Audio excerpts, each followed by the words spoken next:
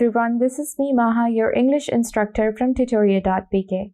I hope you all are doing good and are in great spirits. In today's lecture, we are going to discuss Unit 9, जिसका नाम है Selecting the Right Career.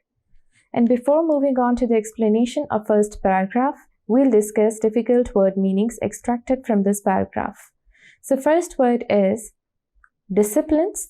Disciplines का meaning होता है a branch of knowledge typically one studied in higher education.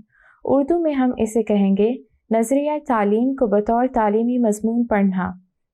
Second word is rewarding. Rewarding का meaning होता है providing satisfaction यानी फ़ायदेमंद. Third word is careers which means occupation.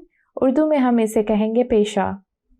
Fourth word is resultantly जिसे हम कहेंगे as a result या बतौर नतीजा. Fifth word is unaware. Unaware का meaning होगा having no knowledge of a situation or fact यानी लाइल्म. Sixth word is opportunities जिसे हम कहेंगे a chance for employment or promotion. Urdu में इसके लिए word है मौक़े. Seventh word is perhaps. Perhaps के लिए हम may भी use कर सकते हैं और उर्दू में इसे कहेंगे शायद. Eighth word is advantageous. English में इसका meaning है involving or creating favorable circumstances that increase the chances of success or effectiveness. इसे हम beneficial भी कह सकते हैं simpler words में या उर्दू में इसे हम कहेंगे मुफीद. Let's move on to the explanation of first paragraph.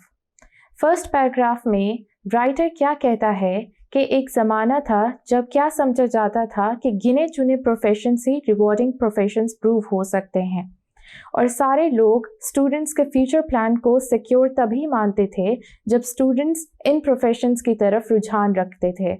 और ये कौन से प्रोफेशंस होते थे? डॉक्टर, इंजीनियर या पायलट के.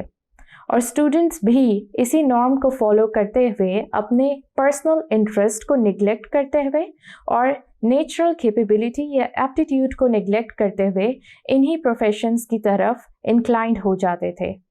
इसके रिजल्ट में क्या होता था?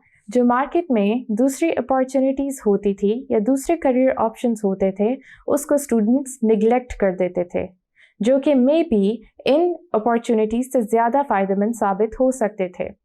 रिवॉर्डिंग करियर्स किन्हें कहा जा रहा है यहाँ पे? वो करियर्स जो कि रिस्पेक्ट और मनी अर्न करने में आपको ज़्यादा मदद करते हैं. तो इस चीज़ को नज़र में रखते हुए सिर्फ इन्हीं प्रोफेशंस को एक्सेप्ट किया जाता था और इसके नतीजे में क्या होता था कि स्टूडेंट्स जॉब मार्केट की दूसरी अपॉर्चुनिटीज से बिल्कुल अनअवेयर थे. Thank you.